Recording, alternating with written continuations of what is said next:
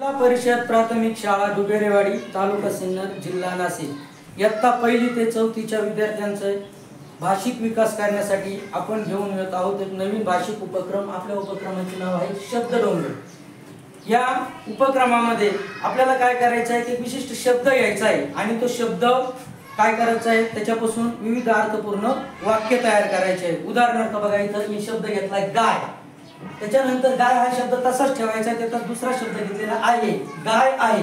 आता पुढील अर्थपूर्ण वाक्य तयार करत असताना आपल्याला हे दोन शब्द कायम ठेवायचे आणि त्यामध्ये एक नवीन शब्द आपल्याला काय करायचा आहे, मिळवायचा आहे। बघा, गाय आहे ही टाकलाय, ही गाय आहे।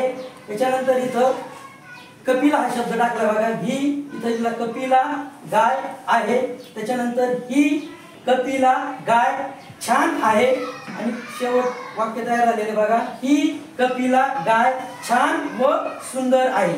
अशा पद्धतीने आपल्याला काय करायचं आहे, शब्द डोंगर तयार करायचा आहे। आता इथं एक उदाहरण आहे, पुन्हा एक उदाहरण बघा, शाळा शाळा आहे, इथं शब्द टाकलाय ही शाळा आहे, ही आमची शाळा आहे, इथं आमची हा शब्द टाकलेला आहे। त्याच्यानंतर ही आमची सुंदर शाळा आहे, इथं या सुंदर शब्दाची आपण वाढ केली आहे आणि शेवटी आणखी वाक्य अर्थपूर्ण तयार झालंय, ही आमची सुंदर स्वच्छ शाळा आहे। अशा पद्धतीने विद्यार्थ्यांनी आपल्या मनाने काय करायचे आहे, शब्द निवडायचे आहेत आणि त्यापासून काय करायचं आहे, शब्द डोंगर तयार